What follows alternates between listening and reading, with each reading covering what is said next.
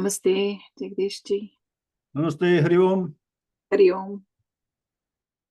Namaste, Jagdish ji. Hari Om. Hari Om. Namaste. Hari Om. Hari Om. Namaste.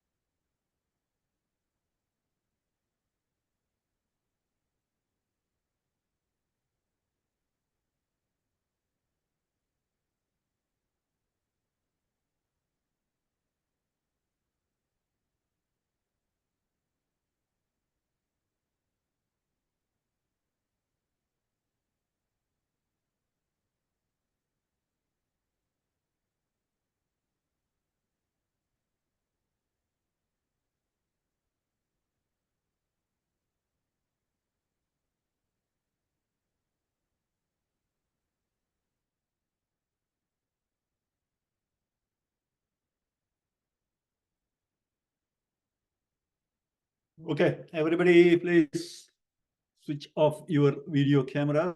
Hope we won't have any problems today. So let us start with the prayers. Maybe one or two of you can unmute, join for the prayers. But the video, please have the videos off. Start with the prayers.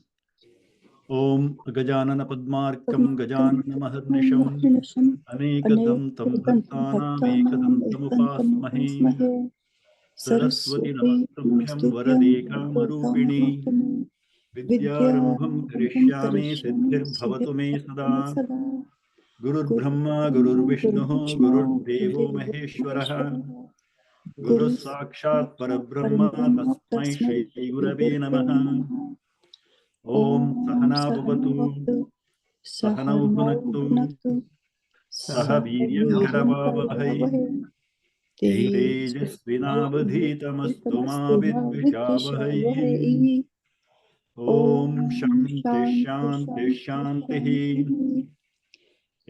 Vakyakaram Vararuchim Vakyakaram Varuchim. Bhāṣyakaram Patanjalim Bhāṣyakaram Patanjalim. Pāninim Sutrakarancha Pāninim Sutrakarancha. Pranatosmi Munitrayam Pranatosmi Munitrayam. Atha Maheshwara Sutrani Maheshwar Sutrani. Aiyun Ayun. Rilak Rilak. Evong Evong. Ai Ouch Ouch. Ayavarat Ayavarat. An Lan. Nyamangananam Yamanganam. Jabhanya Jabanja. Ghadadash Kṛdantas. Jabagadadash Jabagardash. Kapha Chatatha Chatatav Kapha Chata Chatatav. Kapai Kapai. Shasasar Śāṅkara Hal Hal. Iti Maheshwarani Sutrani. Iti Maheshwarani Sutrani. Okay, any questions? Anybody has a question, please unmute. And Jagdish ji, namaste. Two questions. yeah, One, with regard to, I had sent this to you on WhatsApp. You said, why don't you bring it up in the group session? Which is, okay. the whole thing around Ghanapata, right? So Ghanam in this thing is a very different Vedas. It is a way of arranging letters for remembering. Okay. So yeah, I will address that. Okay. So for those who haven't seen the question on the WhatsApp, so the question was, we talked about a Ganapatha in relation to grammar compared to a Ganapatha, which is a kind of chanting or recitation of certain mantras. So my answer was these are totally different topics, nothing in common between them, except that they are related to Saṁskṛta grammar. So this is one of those cases where it's a classic example of knowing the Saṁskṛta or Devanagari letters and how to pronounce them. Okay. So everybody can see my screen. There's a different screen. Is it big enough to read? Yes. Yes. Okay. Yes. So this is, this is not purely grammar, but it is connected because I brought this both the words Ganapata during the first the presentation slides. I think I mentioned that this is one of the ways, or because of this technique of recitation of mantras, the Vedic mantras still retain their purity without any contamination, mispronouncing, missing letters, all those things. So here, let me bring that up. Let me make it a little bigger. I wanted to see the letters and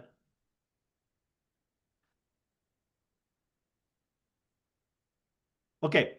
You can see the title, Ganapatha versus Ghanapatha. You can see the title on the top because Yes. that is where the difference comes. Okay. Yes. So this Ganapatha, this is Ganapati, that Gana. Okay. Alpaprana, soft Ga, Gakara, and Murdanya Nakara. This is the Gana of Ganapati. Okay. Ganapatha. And meaning also is related to that. Compared to this Ganapatha is connected to grammar, Paninian grammar specifically. Okay, we will come to that later on. Maybe when we are into the last book, we will talk about that. Okay, right now it is not relevant, but it is totally connected to the grammar. Whereas this Ganapatha, now here you see the first letter is Gha, Mahaprana Gha, okay, like a GH. Okay, the Na is the dental Na, Ghana. Okay, Patha is same and it almost has the same meaning. Okay, the difference is in the Gana and Ghana. Okay, now the word Gana, as it is used for say Ganesha or Ganapati, Gana means a group. Okay, some multiple members sharing some common features. A cricket team can be called, as long as they play for the same team, they can be called a Gana. And that is what they use in Saṁskṛta cricket commentaries. Okay, so Gana means a group of something common between the members. Okay, so this is used in grammar, and then we will come to the Ghanapata a little later. So first section here, I wrote something up for answering the question because I had enough time since the question came up. Okay. Everybody can hear me, right? Somebody is asking me to make the font bigger. Is this big enough? Yes. Okay. Let me minimize this, give enough screen space. Okay. This must be big enough. Okay. So this Ganapatha, this is one of the 5 texts written by Panini on Ashtadhyayi, which is Sutrapatha, and the next is Dhatupatha in the order of importance. Sutrapatha, which is Ashtadhyayi, is the most important, and because it encompasses the other things. Other things are kind of help the Sutrapatha. So the next is the Dhatupatha or Dhatukosha, which is a list of dhatus. The next most important thing of the Paninian's 5 texts is the Ganapatha. What Ganapatha does is, it is just a list of things that belong to a group. Okay, different lists. There may be 200 plus Ganas Panini refers. So the reason why he uses Ganapatha is that there are certain Panini sutras. The sutras are applicable for more than maybe a few, sometimes a few dozen members or words, maybe dhatus, maybe nouns, maybe words, maybe prepositions, okay, which share some common features. So Panini put them all them together in a specific Gana and gave a name to that Gana. Okay. Generally, the name given is the first member of the gana. Okay. And give two examples here. Okay. There are hundreds of examples. There is a whole book called Ganapatha, which lists all the different ganas or groups that are used in Panini Sutras. So this is the Panini Sutra 1127. Again, I hope that everybody remembers what I mean by 1127. Means in the Ashtadhyayi, which is the Panini Sutra Pata, chapter 1, Pada or quarter 1, and in that quarter, Sutra number 27. Okay, so that is Sutra says Sarvadini Sarvanamani. So here in this Sutra, Panini is just saying that these different words listed in this list or gana, they are given a name as Sarvanama. Okay. The closest is like the pronouns. So this is a list of Saṁskṛta pronouns. Okay. Meaning is not exactly same, but you can take that. So you can see the example here. Sarva means all. Vishwa is like, that's a little multiple meanings. Ubha, both. Ubhaya, both of them. And like that. Okay. And then later you can see tat, that, yat, which, yetat, this, idam, this. Okay. And 1, 2, 3, you, I. Okay. All those things. So those are all pretty, easy to understand. They're all sarvanamas. So all these sarvanamas or the pronouns are put together because there are certain sutras that are applicable to all sarvanamas. So Panini can say, okay, this sutra is applicable to all the members of the Sarvadi Gana. The Gana is called Sarvadi because the first member in the list is Sarva. Okay, it's just like a cricket team can be called as Kapil Dev's team based on the captain's name. Okay, just like that. And there's another gana here. Second, just another example. Another sutra, Sutra 1458, refers to a gana called Pradigana. So they are called Pradayaha. Now this is a group of 22 prepositions or upasargas. Okay, like I gave examples of like you have the verb stand and you have a suffix or a prefix under. So understand gives you a different meaning because of the prefix. So this Pradigana is a gana or a group of 22 upasargas or prefixes. Because the first member is pra, it is called Pradigana. So this is what gana means. Okay, Panini uses lists the things belonging to a given gana and gives a name to that gana group. And the sutra refers to that group so that he doesn't have to treat all the 22 members separately. Any question about this gana? So this gana patha is nothing but a list of these ganas and the list of members in each of these ganas. So this is the gana. Gana means group or a team or a collection of things of which share some common features. Is this part clear? Now, who asked the question? Is clear for you? Yes, Okay. it's clear. Okay. Yes. Can I ask a quick question? Namaste, Mahodaya. Yeah. The in Maheshwara Sutrani, for example, I una. So that arna is that gana or is that something? No, they're not called gana because they're not. No, because there is nothing common in them, so to say.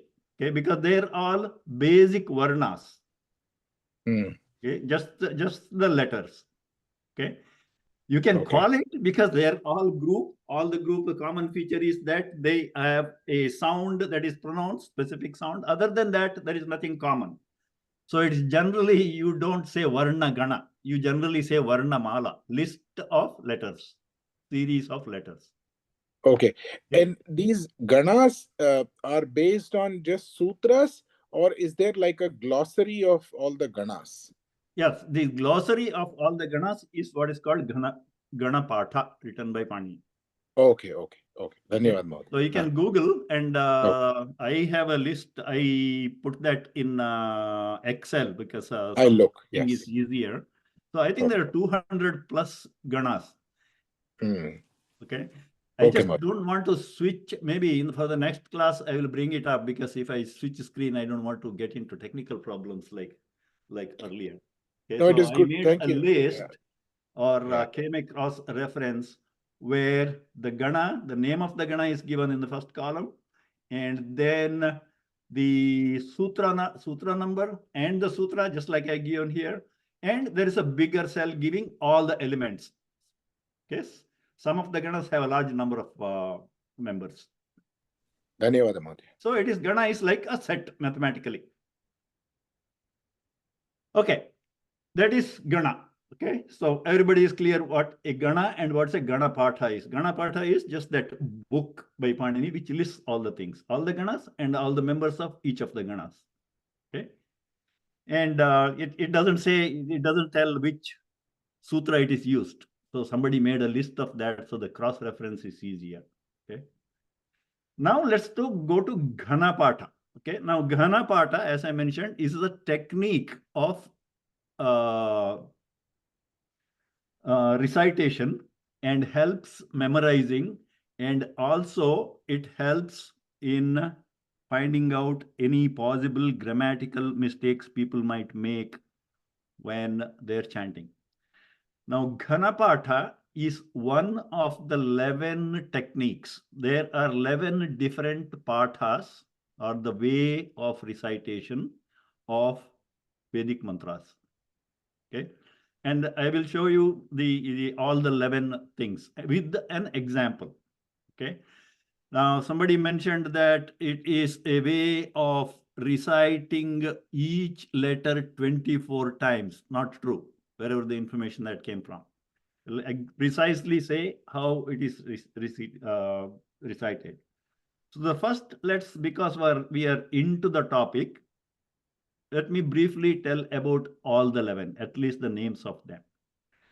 Now this thing, I didn't have to do much of work for that, even though there's a long list, because when in I think 2012 or 2013, I was a little bit more active in Facebook, and one of my friends in India started a Facebook group for common Saṁskṛta enthusiasts, and I used to write little short, I don't say articles, I take a little topic, maybe half a page, a paragraph, write about this. And this is one of the things in for some reason something came up, so I wrote this, so I didn't have to collect a lot of this information because of this question. I had it somewhere. Okay, so as I mentioned, there are 11 different ways of reciting Veda mantras, and there are certain rules. So the basic, the easiest or the simplest way is called Samhita Patha. Samhita Patha is reciting as the mantra is written. Okay, of course, with the swara and other things. Okay. So as it is written, if there is any sandhi, the sandhi is pronounced or the sandhi is made. Okay, that is the first way of pronouncing, which is Samhita Patha. Let us take the simple, very simple Shiva, the Panchakshari mantra, which is Namah Shivaya Cha. So if you see, this danda indicates that this is the end of the mantra. So it is a sentence. Mantra is a sentence consisting of 3 words. It is important to know that. There is a reason why I say that. So Namaha Shivaya Cha. Okay, so that is the 3 words. In Samhita Patha, a sandhi will happen between Namaha and Shivaya. Okay, Visarga sandhi. So when you chant that, with the Samhita Patha, you will say Namah Shivaya Cha. Okay, so the Visarga will become like another Shakara. So Namah Shivaya Cha. Everybody is familiar because that is how we chant Namah Shivaya anyway. We rarely say Namah Shivaya Cha. Okay, because it is Samhita Patha, that is the way it is supposed to be chanted, general. So what is the word sequence there? 1, 2, 3. So let's say Namaha is the word number 1, Shivaya Cha, Shivaya is word number 2, and Cha is word number 3. Samhita Patha, there is no repetition, and that is end of the sentence. The next Patha is what is called Pada Patha, where if there is any sandhi is there, which it is broken. Okay. So this namaha should come there. Let me see whether I can copy and paste. When I copied and pasted, something happened there. Okay. So in Padapatha, what you do is you treat as if every word is a sentence. So you break the words. Any sandhi is broken. Okay. And then they are listed separately as if they are the whole sentence. Okay. So in Padapata, Namaha. So there is a period after Namaha, Shivaya, Cha. So it is like as if like three sentences. Okay, because you break all the sandhis. So in Padapata, you will not say Namah Shivaya. Okay. Only in Samhita Pata, you say Namah Shivaya. Now, little more involved.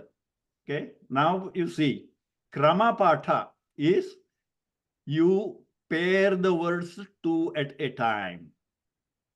Okay. Here, one at a time, each word. In Krama Patha, it is two at a time in the positive order only. Okay.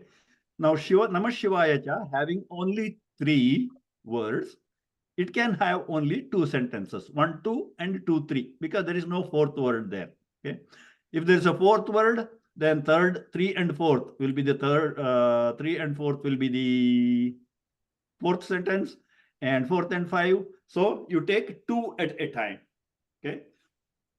You can see that 1, 2, 2, 3, 3, 4, 4, 5. That's how it goes. For Namah Shivaya, simple 3-word mantra, Namah Shivaya, Shivaya Cha. So that will be the Krama Pata. You can see the complexity is increasing. Okay. So next Pata is called Jata Pata.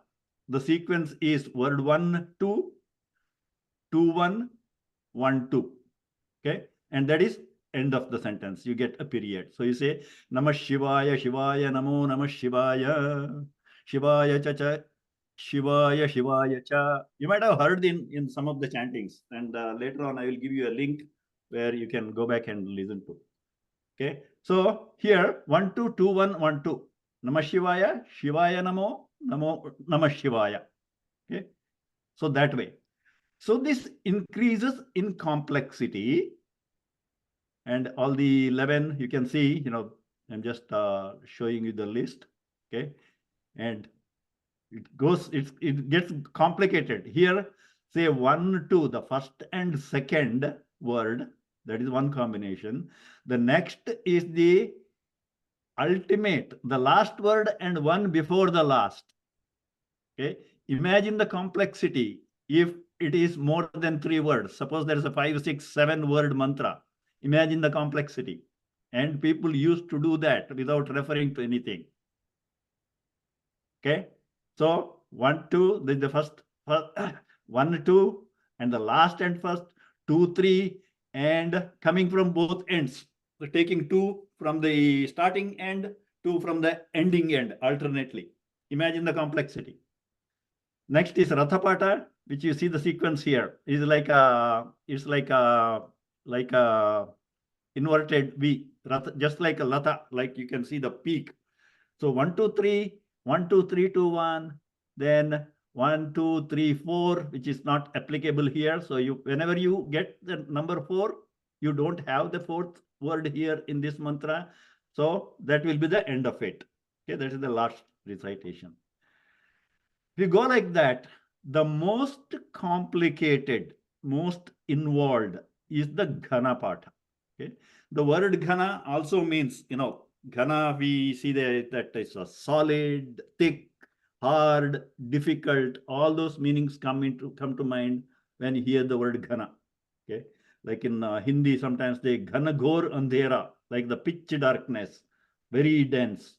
Okay, so if you look at Ghana Patha for Namah Shivaya Cha. Okay, so 1, 2 Namah Shivaya. Next combination is 2, 1 Shivaya Namo. Okay, because 1, 2, and 2, 1.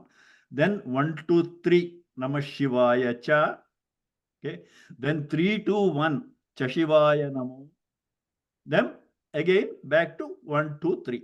Okay. Namah Shivaya. So this will be one line.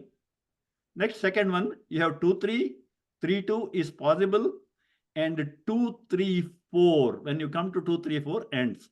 So this 3-word mantra will end at this combination because you don't have a 4th word. So you might hear this as Namah Shivaya, Shivaya Namo, Namah Shivaya Cha Cha, Shivaya Namo, Namah Shivaya Cha, Shivaya Cha Cha, Shivaya, Shivaya Cha. Okay, so this is Ghanapatha. Now, when we do this combination, so the first sentence ends here. Okay. When you do this 1, 2, 2, 3 combination, if there is a possibility of any sandhi, that sandhi has to be made. Okay. And because of this sandhi, making this sandhi, a lot of times a mispronunciation or an error committed in one of the previous ways of pathas, recitation, will be caught and corrected. And because of this multiple techniques of recitation, the pronunciation never went wrong over all these centuries. So that is about Ghanapatha. Okay, my little notes. Chanted in Ghanapatha style, Rigveda will take a whopping 450 hours with the normal speed. A Ghanapatha chanting of the Shiva mantra, which is comes in within Rudram, and it's like this Namah Shivaya Cha comes in within Namastaraya Cha Namah Cha in that part, okay, which is a tiny segment in the Rudram, within which this Shiva Panchakshari mantra, the 3 words are there, and they will be, you can hear some professional chanters, priests chanting this in this little YouTube clip. Okay, so maybe I will put this page for information in the miscellaneous if somebody is interested in listening to this in the link.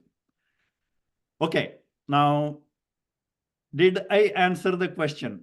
Because we are going to go back to the text. Yes, sir. One follow-up question. So something you mentioned that when they do the Gana recitation, they will use, is that, did I hear you that they use Panini and Sandhi rules when they break up this thing, or is it based on whatever was there in the Vedic Gana chanting over centuries? I think it will be Vedic Gana chanting at that time, because the Rudram was older than Panini. Okay. Thank you. Thank you very much, Jagdish. Yeah, because you don't have to assume there is always a contradiction between Paninian system and Vedic grammar. Not always, but there are some cases there are. So if there is a contradiction, then Paninian grammar is not followed. Gotcha. Okay. Mahoday, I have a question. Yeah. In the Gana, the first one, the Ganapatha, Yeah. you said that the different Ganas or groups are named after the first member of the group, like for example, Sarvadi. Yes. And so on. Is there a system by which Panini picked the first member? Because he could have picked any member as the first member. Yeah, he could have picked any member. I don't think so. It doesn't matter anyway. Maybe he might have picked the most commonly used member of the Gana. Makes sense that way, because there is no alphabetical order. Gotcha. That makes sense. Okay, thank you. Yeah, okay. Sarva may be the most common one, or, grammatically, the word Sarva is used as an example for most of the Sarvanamas, because if you look at the Shabdamanjari, Sarva is the first word in the Sarvanama list. Aham, Tvam, all that comes later on. Gotcha. Thank you. Okay. Am I allowed one more question, Jagdish? Yes, if it's related. Yes, it's related. Going to Maheshwara Sutrani. Yeah. When I look at the consonant, Hayavarat. Now the third portion, I remember you explaining to us that the bare consonant, and I'm using my word, sorry, The bare consonant cannot be pronounced. It can be pronounced only when it is supported by a, e, a, right? A, e, u. Yeah, one of the vowels.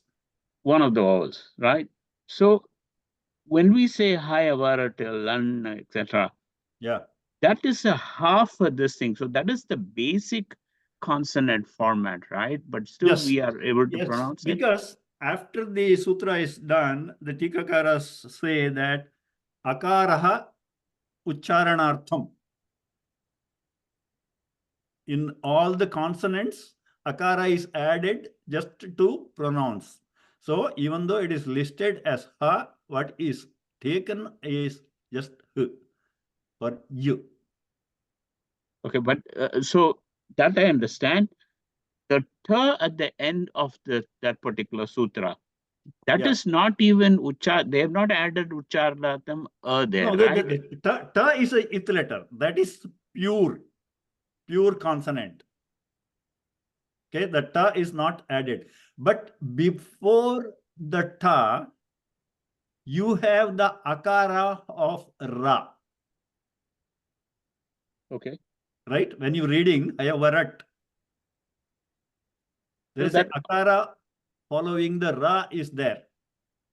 Yes. So that is what makes you pronounce ta. The whole. Ah, okay. So because okay. you are pronouncing rat actually. At the end, it is a rat. Gotcha. Okay. There is no issue of pronouncing rat because the t is not the starting sound. Okay. Got it. Got it. Okay. Thank you. Let's go back to the textbook because we are not done with the sutras. We are going to delve into that some more. Okay, let's go to the sutra page where we stopped in the last class. Okay, so this page we have finished. So we were into this. So this matraka patha means the way we used to by heart in all the colloquial languages, kaka gaganga, and so yara lava used to come after papa babama, and shasa saha, and la used to come at the end. So different order. Okay, here there is what, once you look at this and look at the descriptions of this, looks like this makes more sense, more rational arrangement than what we were used to. Okay. And let's go a little bit more. So the first row is the simple vowels. Second row is the double vowels or the diphthongs because they are combinations of two vowels. And the next row 3 is haya, vara, la, okay, which are semi-vowels plus ha. Ha is not a semi-vowel. Ha comes in two places, and we will talk about that. Why? Okay. And the fourth row is Nyamangananam, very, very simple because they're on they have a distinct feature of nasal. So they're together. Okay. Then the fourth of the class, Jabhagadhadha. You can see that they're all Mahaprana and soft. Okay. So in our general Kakagaganga, Cha-cha-ja-ja-nya, that chart, this Ja is Cha, Cha, Ja, Ja. So this will be in the fourth column. Okay. Like in the fourth column will be Gha, Ja, Dha, Dha, Bha will be the fourth column. Okay. The Panini has rearranged within the group because it helps him make the sutras. And the next is the soft Alpa Pranas, which is the third column. Jaba, ga, da, da. Okay. Or if you go in the kaka, ga, ga, ga, that order, ga, ja, da, da, ba. Okay.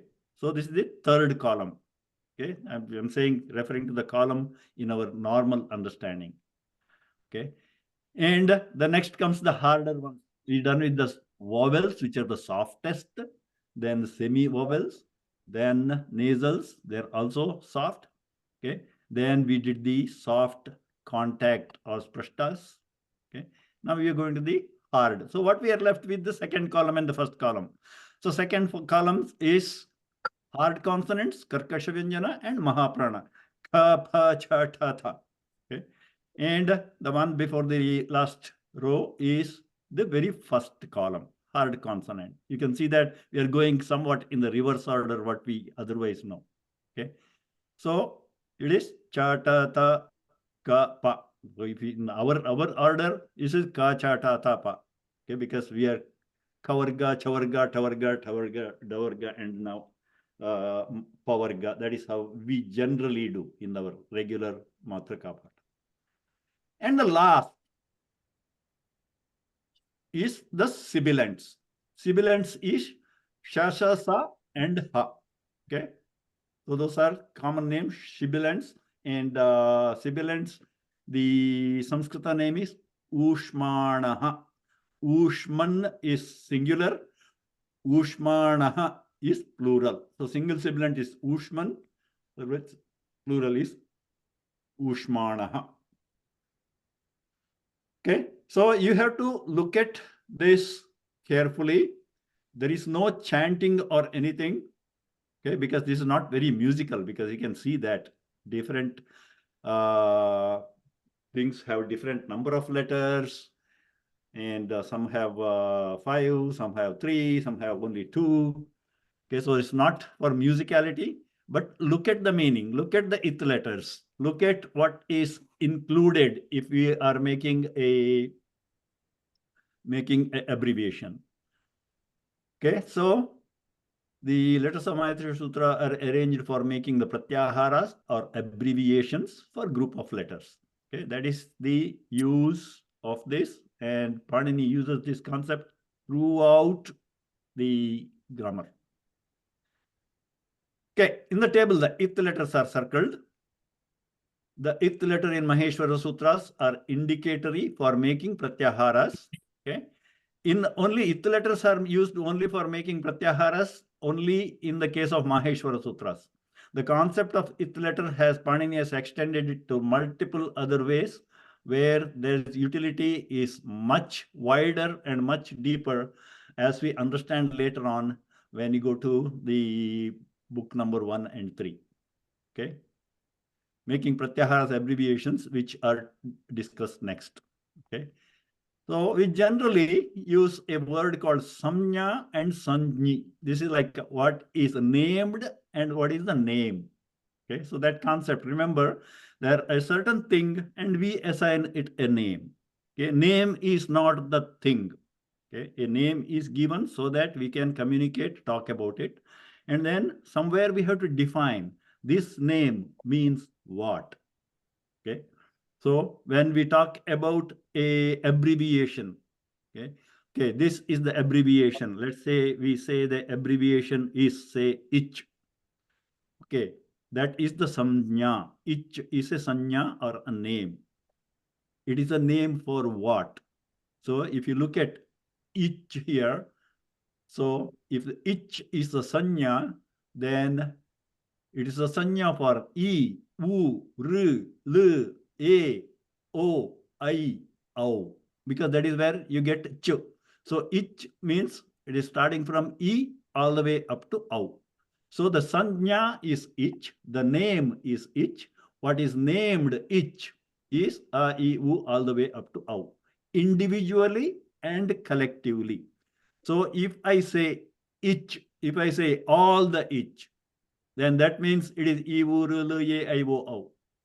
And I can also say I is one of the ich letters. I is one of the ich letters. I can't say Ra is one of the ich letters because Ra is not within the abbreviation of ich. Okay, so R is an ich letter. L is an ich letter. Okay, so collectively or individually, you can use the letter ich as a sanya for the letter belonging to that abbreviation, collectively or individually. Next. Okay.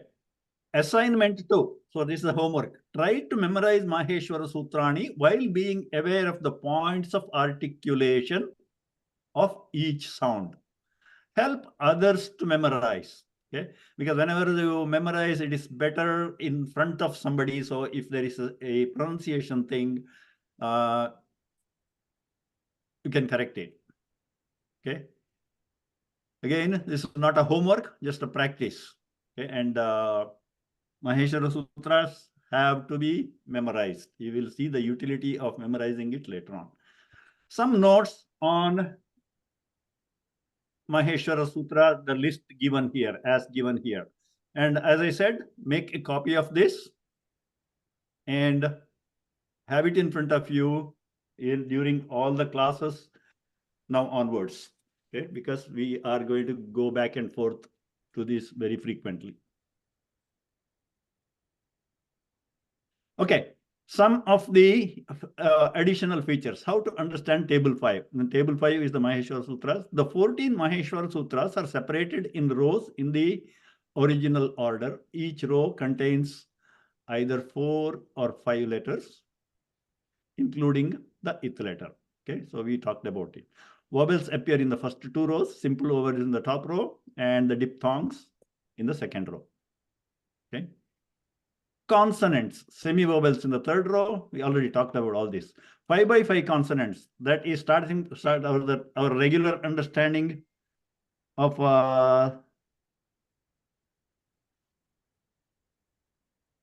okay. I have been asked to make it bigger.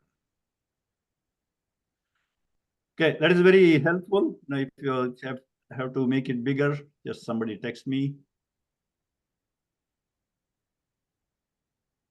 I assume that you have your copies in front of you anyway, but still.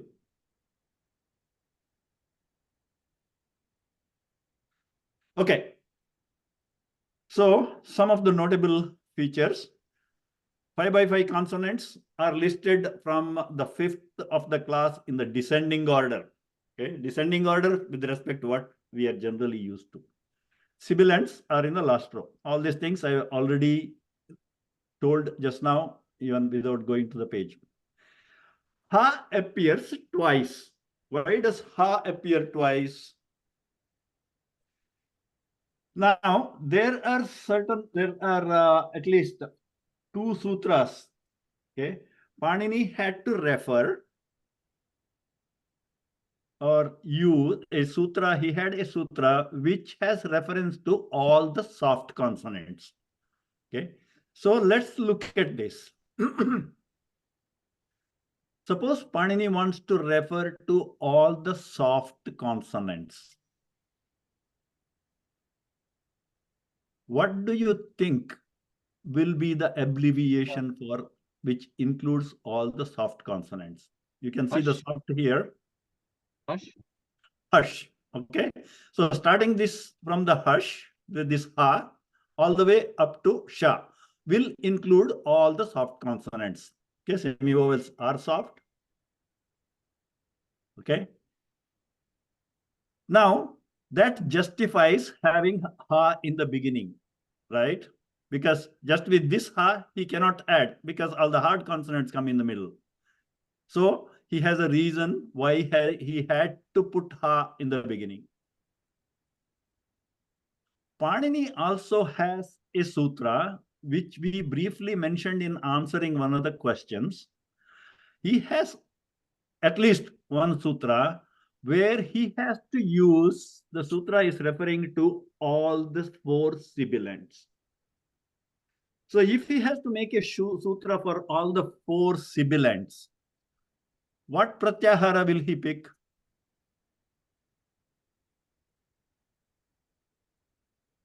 Shall. Shall only, right? Because shasa saha. You remember? I said somebody asked me a question about a specific notation, the gum notation. Anuswara, when followed by any of the sibilants, the anuswara in the Vedic pronunciation is pronounced not as but as a gum. Okay, so you can see the utility of this. Now, if this ha were not here at the end, he cannot use shall and a sutra. Okay, so that is the reason, because he had to put ha in different groups for certain sutras, there was no other way than putting ha in 2 places. Okay, this is the common question because it's very obvious, it's glaring at you. Every other letter appears only one time. Why ha appears twice? Okay, that is the reason why ha appears twice.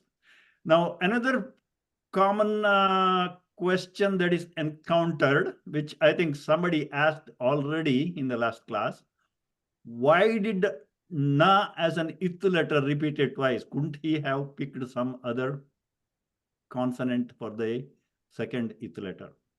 Okay, there is no answer for this question. Okay, only person who can answer is Mr. Maheshwara. He is the one who told Panini to use that. Okay, I checked and other teachers also say that there is no assignable reason. So if at all somebody has an answer, that is Mr. Maheshwara himself.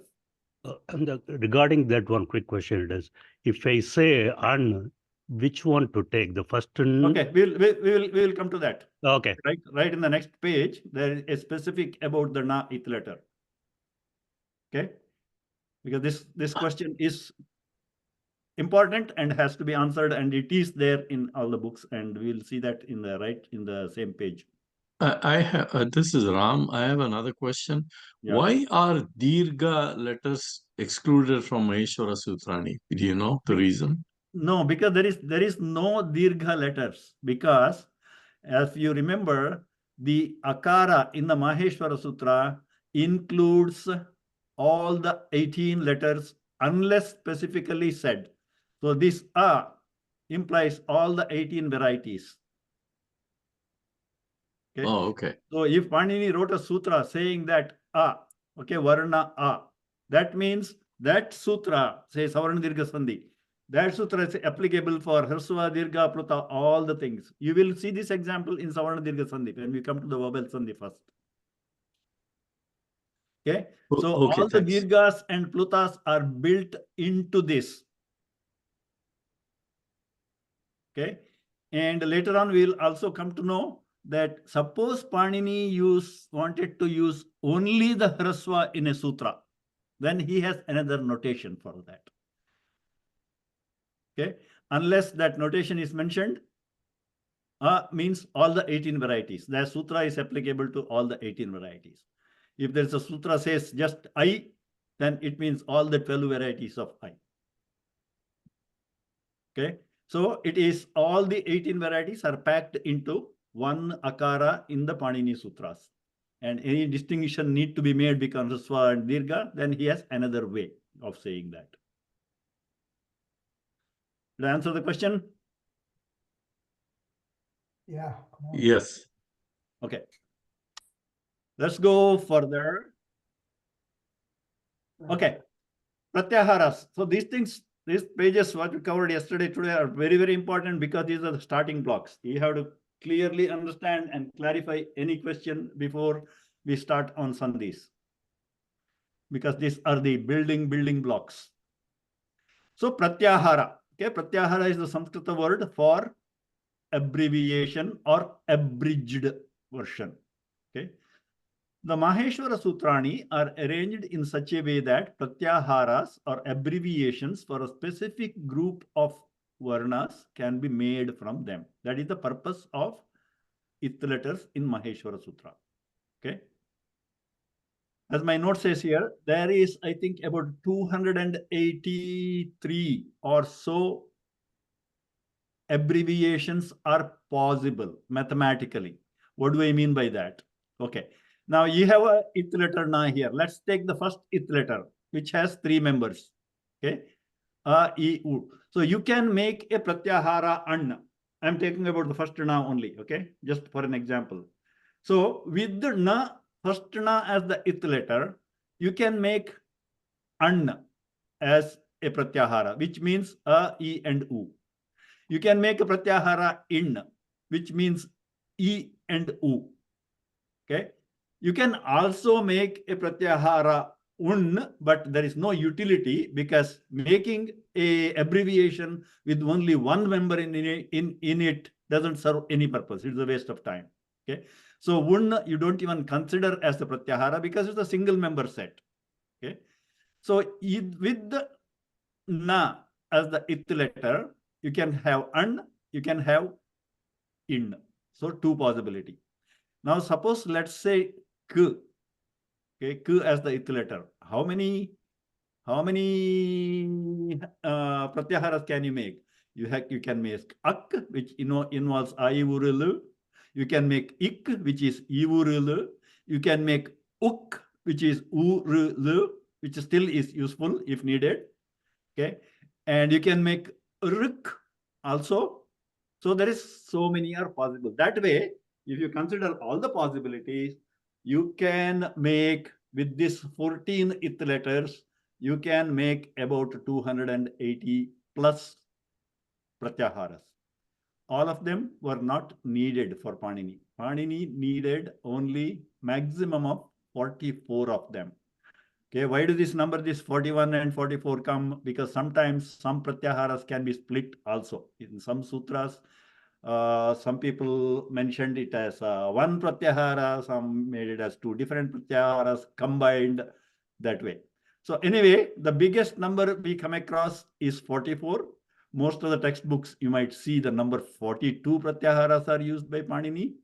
Okay, so but you can see that a large number is possible, but Panini picked only about 44 used in his sutras. Mahodaya, I have a question. Yeah.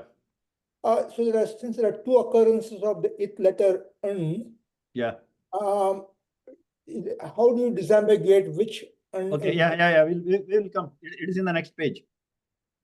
Okay. Specifically about na, there's the next page. Thank you. Okay. It is very important, and we can't go further without knowing that. So we will come to that. Okay. So what does a pratyahara mean? Each pratyahara consists of two letters. The first letter indicates the beginning letter of the group denoted by the pratyahara. Okay. So the sanjni, the number of the letters are the sanjnis, the named. So the first of the named, okay, that is the first letter of a pratyahara, and the ith letter that follows the last member of the thing you want to make it, put in the group. Okay, so the second letter is an ith letter purely for indicate the end of the denoted group of letters.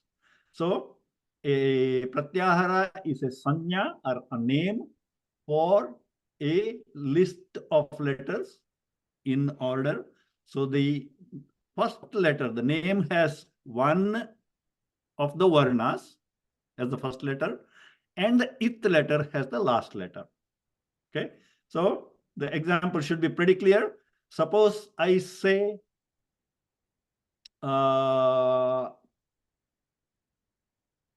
let me say khar. Suppose I make a pratyahara khar. Okay, mahaprana kha r. Okay, is the ith letter r. That means the samjna is khar. The name is khar. The abbreviated name is khar. What belong to the khar? What are the things that are named khar? It is kha, pha, cha, tha, tha, cha, ta, ta, ka, pa, cha, sha, sa.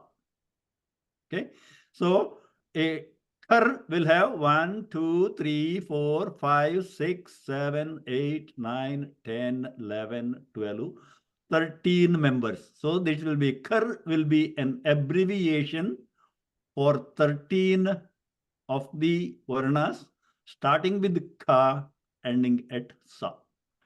Is that clear about how we make pratyaharas? What the first letter indicate? What is the last halanta indicate? That has to be crystal clear. So it's an abbreviation of letters, not with a meaning like ASAP, AWOL. No. Okay. No, Okay. it is just a list of letters in that order. Okay. Okay, it's a collection of letters. It is not a short form, or it's not an acronym. Okay. Okay, it is just a list. Not acronym, doesn't contain any meaning other than saying that these are the letters. Okay, so Panini wrote a sutra for that also. 1171 Adirantyena Saheta.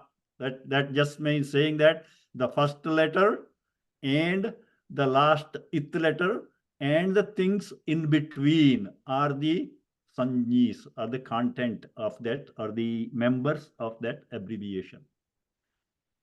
In this manner, each pratyahara denotes the group of letters starting from the first letter of the pratyahara or abbreviation and ending but not including the final it letter, because it letter is not in the varnamala. Okay, it is the indicatory letter.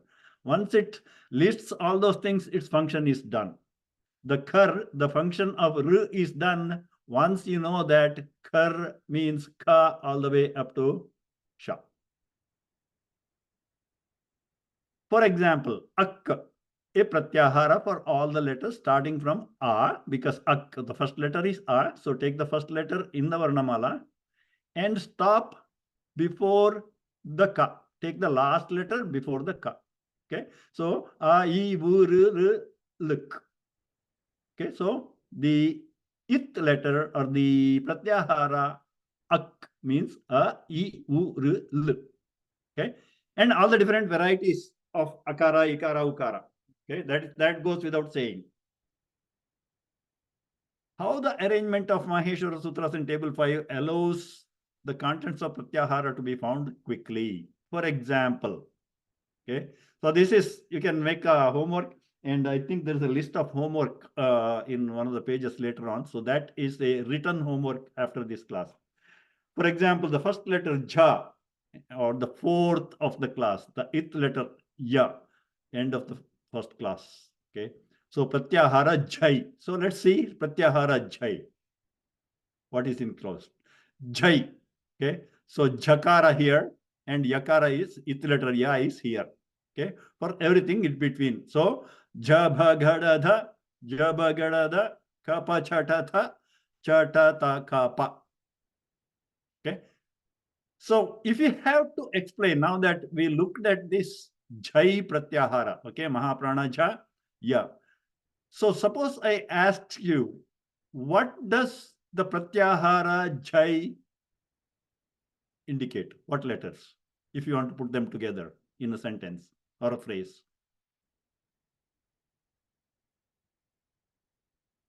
Anybody? Yeah,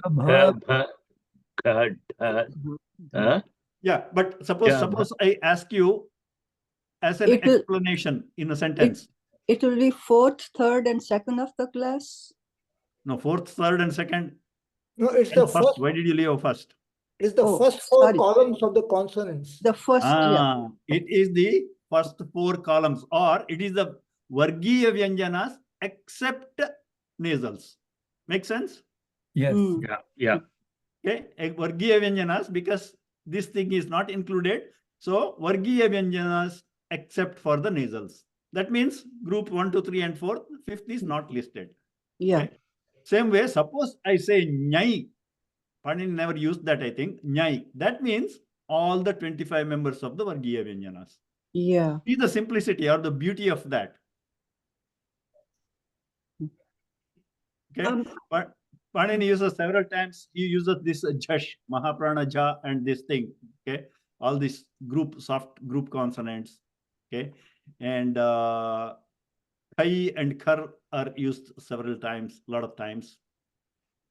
So that is the kind of utility of that. So let's go back. Jai. So you get the feeling how the pratyaharas are made. Okay. Now here is the question. The pratyahara, say the one we were just looking at, say it's jash. Yeah. The sanya is also jash. Okay. Suppose I say jash, mahaprana ja, and this sha. So the sanya or the name is jash. Okay. The jash is the name for what? Jash is the name for jabhagadada, jabhagadada. Did I answer the question? Sanya is like a notation or a name. So abbreviation is a notation. So jash is a notation. It is denoting what? It is denoting jabhagadada, jabhagadada. I guess I'm not understanding the difference between pratyahara, which is also jash, and sanya, which is also jash. Oh, it's the name, same thing. Pratyahara is a name. So there's no difference. But the concept, when you make a definition, you find a word, you make up a word as the name. Okay, but name is just a name. It is not the thing, as Swami TV says. Name is not the thing. The thing, the name is Jash. The thing is Jabagada, those 10 letters. Okay. So Sanyi is the content of Sanya. Yeah, Sanyi is the content of Sanya, or the material or the thing. Sanyi is the thing. Sanya is the name given to the thing. Is Sanya then same as Pratyahara? I mean, is it interchangeably used? You use the word Pratyahara because Sanya is more generalized term. Oh, okay. Okay. Pratyahara abbreviation is specific. When you say the word Pratyahara, it's applicable only in Panini Sutras. But Sanya can be used in Vedanta, in common day-to-day life, mathematics, grammar, everywhere. Oh, okay. So it's like name and form. Yeah, it is a name and the named. Sanya, Sanyi means name and the named. Name and the named. Okay, perfect. Thank you. Whereas Pratyahara means abbreviation per Maheshwara Sutra. Jagdishaji, it is Sanya and Sanyi. Yeah, it is Sanya and Sanyi. We talked about the pronunciation part. Okay. Okay, I discussed in great detail. Let me see. Where did we have that? Okay. Sanya, Takara. Oh, that one. Okay. That one. Okay. It can be pronounced into 2 ways and are written in 2 ways because both are grammatically correct. So this is the Sanya, and take out the last A and change into E, then it becomes a Sanyi, the named. Okay. Thank you. Okay. So let's see whether we can finish. We'll finish this because we still have to talk about the Na specifically. Mahoday, one more question, sorry. One second. Hold the question. So here is the thing I mentioned earlier. Okay. Why Ha appears twice? Okay. So the Pratyahara Hash includes all the Mradu Vyanjanas that is used in Sutra 61114. And the Pratyahara Shal is referring to all the Ushmans, Shasha Saha. Okay. So that is the Shal Pratyahara is used in 3145. So that Shal also includes Ha, the second Ha. That is why Ha has to appear in 2 places. I was wondering, I made a note of it somewhere. Okay, that's at the end of this page. Okay, we already talked about this. So these are the at least 1 sutra each which make Ha had to appear 2 places. Okay, what's the question now? So the question, Mahoday, is I couldn't figure out a way by using any pratyahara on the Maheshwarani sutras to just denote kavarga. Okay, that means Panini never needed one because he never had to write a sutra only for kavarga. Got it. Okay, so that's what I'm saying. It's mathematically possible, but we come across only the 44 which Panini found use for.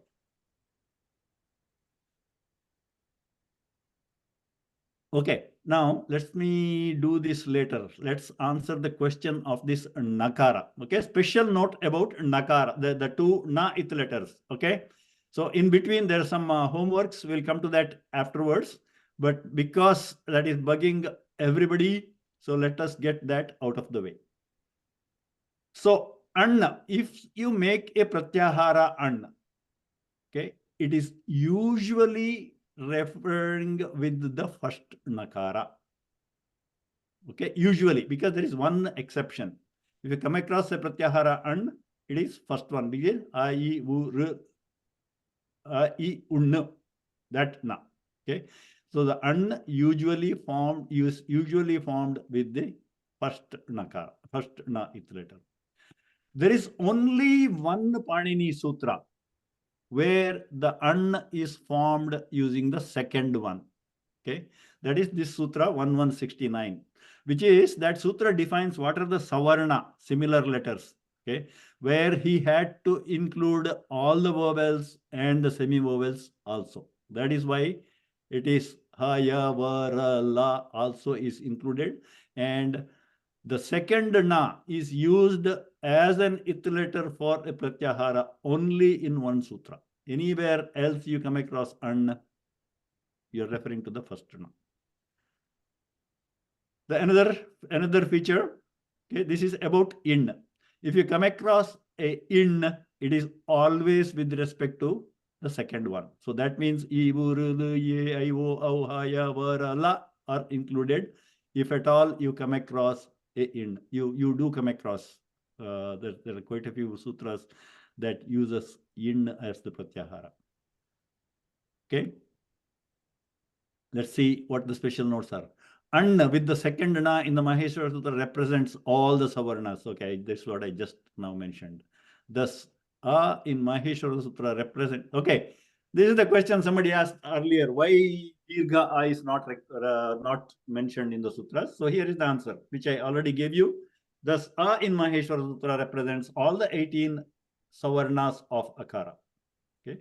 Similarly, ya in Maheshwara Sutra represents both nasalized and non-nasalized yakaras. Okay. So this savarna, when we come to this sutra, we will, you already saw the table. Savarna table we already discussed in pronunciation chapter towards the end. So if you can go back to the table and you can see that ya has two varieties, ya and ya. Okay, nasalized and non-nasalized. Whereas a, I, U, have 18 varieties, which we already discussed in detail. What are the 18 varieties? Okay, so table 3, this is what's referring from the Savarna table. There are certain ways to represent present vowels to convey restriction of length. Okay, yeah, I briefly mentioned earlier.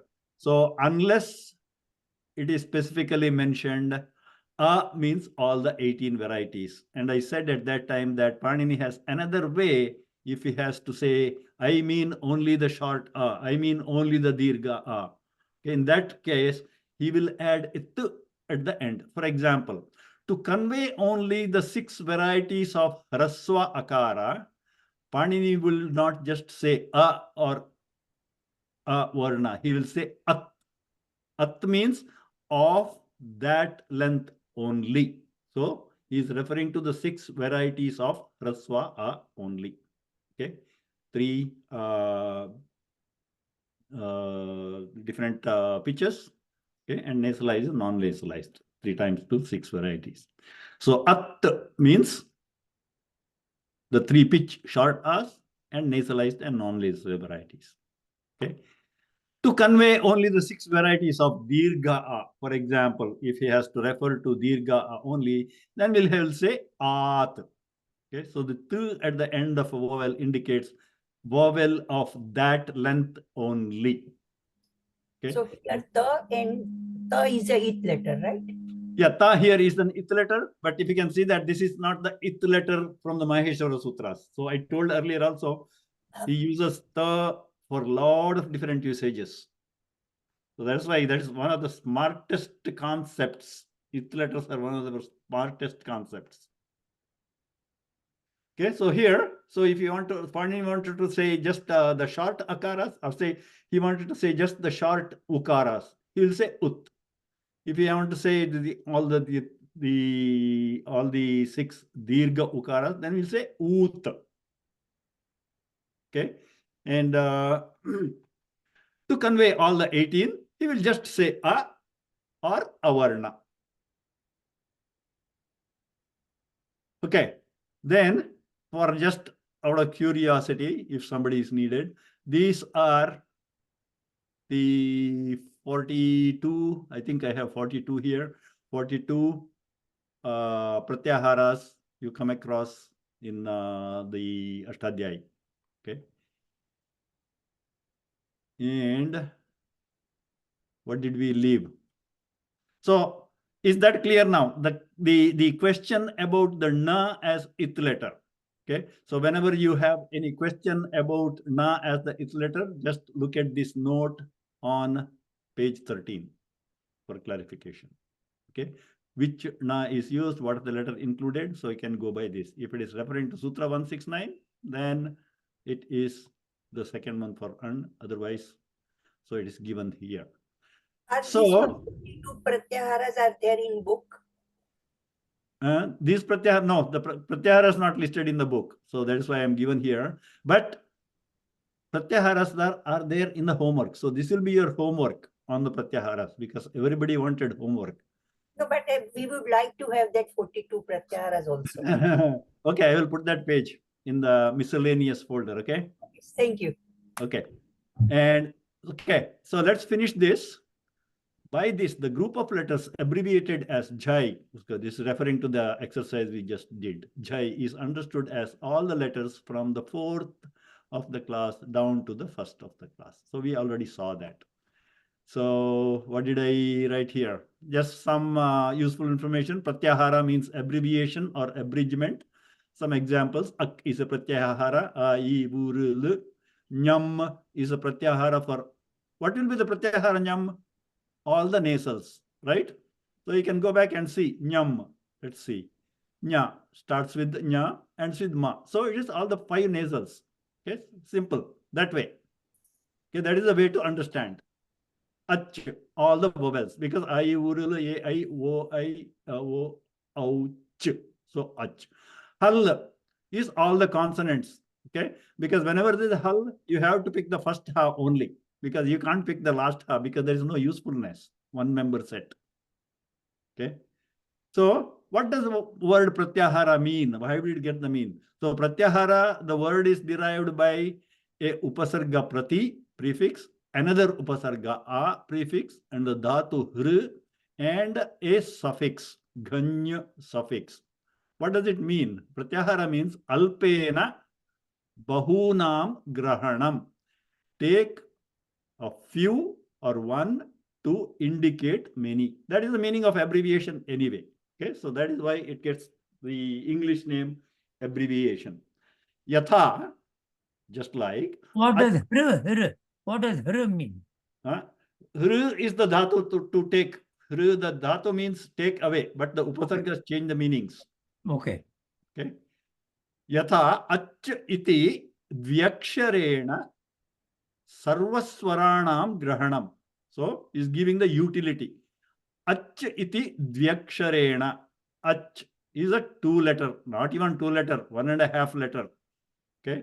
Cha is like a half matra. So 1.5 letters, 1 syllable. Okay. Sarvaswaranam grahanam. But ach means all the swaras, because I, U, R, L, A, I, O, au, ch. So to au, all the swaras are included. That is the utility or the definition of pratyahara and how it gets that name. Now do the exercise. Okay, this is the homework for everybody. So you can do the homework as I mentioned and fill in the blanks and show it to somebody. I think if you don't have anybody close by, you can do it over phone. Just cross-check your answers. So list the pratyahara for the following. So make a pratyahara that means all vowels. So a pratyahara that means all simple vowels. Okay. Pratyahara for all diphthongs. There are 4 of them. All letters, vowels, and this combined. All consonants. Only soft consonants. Only hard consonants. All sibilants. So make the pratyahara. So here the dash will be filled with only 1.5 syllable pratyahara. Okay. Next, list the number of letters, the type of letters, and the letters for the following pratyaharas. Okay. So the pratyaharas is given. You have to fill out the blanks. An example is given. Suppose the question is ak. You write, put here 5. Why 5? A, I, U, R, L, because next the k comes ak. Okay. So ak means it has 5 elements or the 5 letters. These 5 letters are nothing but the simple vowels, I, U, R, L. Okay.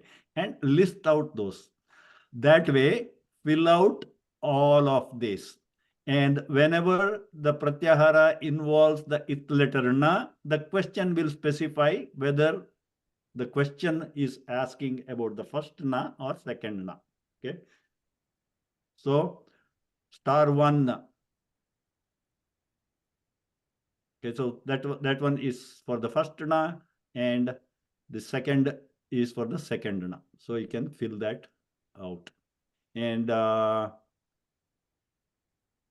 yeah, that will be the homework. Okay, so let's do the prayers and then pause for any questions.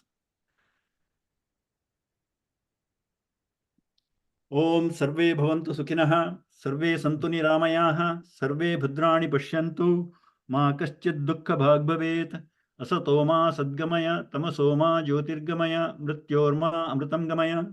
Om purnamadav purnamidam purnat purnamudachyate, purnasya purnamadaya purnamevavashishyate. Om shanti shanti shanti. Harihi om Shri Gurubhyo Namaha. Harihi om. Any questions? I have one question. That Vichakshane, what was that? Vyakshane. Vyakshara. But there is one, the is before that word. Yeah, it is dvi akshara dvyakshara. Okay, dvi is 2 plus akshara and sandhi happens, and sandhi happens. So you get vyakshara. But we don't pronounce the dvi. Okay, where did we come across? Anyway, it is a footnote, but vyakshara. So dvi plus a, akshara dvi plus a will become dvya. Because e plus a becomes ya, right? Yan sandhi, if you attended the classes. Yes. So e plus a becoming ya. So there is no ikara anymore once the sandhi is done. So that is how you get vyakshara. Okay. Any other questions? Jagdishji, this again. So because this is very sequential, and you mentioned there are 44 to 48 are the commonly used rules, pratyaharas. That's okay. I'm presuming Panini never had a situation where he had to exclude any of the letters in a pratyahara. So state Panini had, suppose he needed to exclude some, then he will use the principle of general and exception. Some of the Panini Sutras are general rules. Right after that, he will make another rule excluding this. So he will make that, suppose there's a pratyahara includes 8 elements, and maybe the last one is he doesn't want to include, then he will make another sutra except for this one, like that. Okay. Thank you. So there is always a utsarga, general sutra, and then there will be followed by an apavada if you want to exempt some of those. Gotcha. Thank you. This is very complex, so thank you for making it so simple. Thank you very much. Okay. The order also matters, right? Huh? The order also kind of gives way for exclusion. Like, for example, kapaya, it's not pakaya. Yes. So there is a reason why he rearranged those, because sometimes he may have to, you can't pick except the second one and the fourth one. So if there is a exception is expected, he might have put at the end or in the beginning. Jagdisha ji, you mentioned the hr root word. Is that the same for hari and hara? Yep. They're derived, they're noun forms. Okay. The prefixes and suffixes do the changes in the meaning, but where they are derived from basically is the same root. The hari, hara, they're all like they take away your sufferings or your papas. So that way, hari and hara are not a big difference. Come from the same dhatu. Right. And can you also copy this page, Jagdisha ji? Which page? This one that you're showing. The homework page? Yes. Okay. Yeah, I will put some of these pages in the miscellaneous thing. Okay, pages with the note and with the homework. Thank you, Jagdish ji, can we go over the last, when we do the homework, can we just quickly, next class, we can go over whether it was correct or not? Sure. Thank you. Okay, in case I get too excited to get into the text, remind me. Sure. Okay. Hari Om. Hari Om. Thank This is you. one question. Yeah. I am following through so far. I fully understand the Maheshwara Sutra and its ach and nan and ak, but I'm trying to see practical use of it. Actually, I'm not seeing the. Oh, no. It is totally useful. We just listen to the first of the Swara Sandhi. We will see the usefulness. Okay. In the Visarga Sandhi, all the Sandhis follow the Paninian Sutras, but Medhaji didn't go through via the Sutras. But from Swara Sandhi and Vyanjana Sandhi, she goes by the Sutras. So there you will come across a lot of things, a lot of these ithleters and pratyaharas, and then you will realize the usefulness of it and the smartness of Panini. Okay, thank you. I'll wait for that. Okay. I have one question. When you add a prefix or a suffix to the root, how is there a rule that how the meaning changes? What constitutes? I don't think there is a hard and fast rule, because sometimes see the suffixes, there is a very well laid out rule for the suffixes. What does the suffix do? How does it change the meaning? Okay, and what is the gender after it changes the meaning and all those things. But for prefixes, there is no specific rule. Okay, the prefixes have a vague meaning for themselves. Maybe in the next class I will put that, because that is available in Ashtadhyayi. What does these 22 prefixes generally mean by themselves and when they're attached to a verb root? Okay, but there is no hard and fast rule that this will act this way. Okay, because when we come to the Upasarga, but it doesn't come in this book, it comes in the next second book. There is because you asked the question, there is a saying, Upasargena dhatvartaha balad anyatra niyate. Okay, the Upasarga will force the base meaning of the dhatu to elsewhere. That is a function of Upasarga. Okay, otherwise there is no use for Upasarga. Okay, but in which direction? Does it make it opposite? Yes. Some of the Upasargas make it opposite. Does it strengthen? Yes. Some of the Upasargas make strengthen the meaning. Some of the Upasargas weaken the meaning. Okay. So the second line of that Karika says, Upasargena dhatvartaha baladanyatra niyate praharahara samhara vihara pariharavat. Okay, I gave out some words with the ending in the hara, if you caught it. Okay. So hara comes by adding certain suffix to hru dhatu. You get the hara. But we are talking about the upasarga here, prefix. Okay. Pra upasarga and hara means prahara is like a beating or a, what is that? Impact. Okay, prahara. Okay, or a hit. Ahara, upasarga from pra, say suppose you take the same the hru dhatu and add a upasarga a. Ahru means to consume, to eat. Right? Yes. Ahara, something that is eaten. That is because of the pratyaya.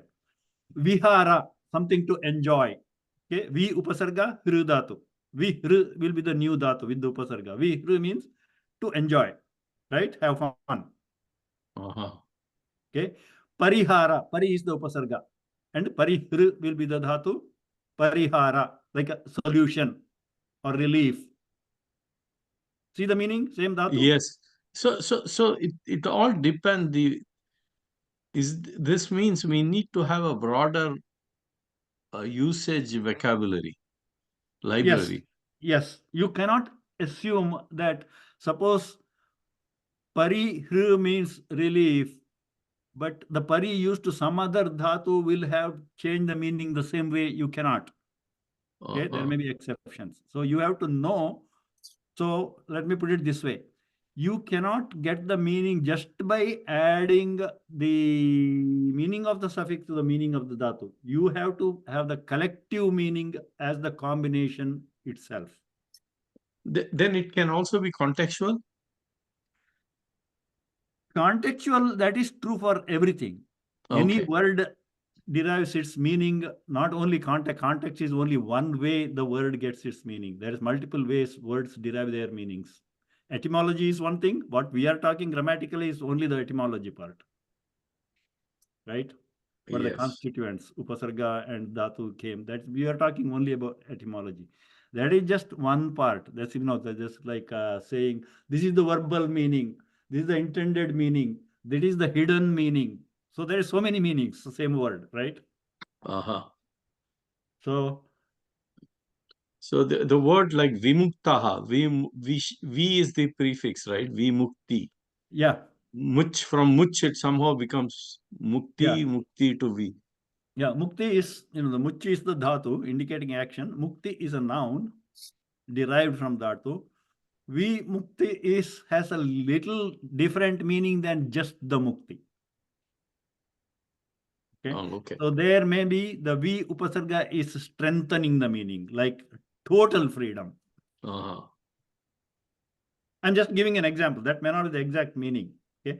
Say mukti is freedom. Vimukti is the total freedom. You are absolutely free. Yes. Okay. Thank Something you. like that. It is very interesting. Thank you. Okay. Hari Om. Shubharatri. Hari Om. Hari Om, Jagdishaji. Thank you very much. Thank you. Hari Om. Thank you. Jagdishaji. Thank you. Thank you, Jagdish Jai. Hari Om. Shubharatri. Thank you. Shubharatri.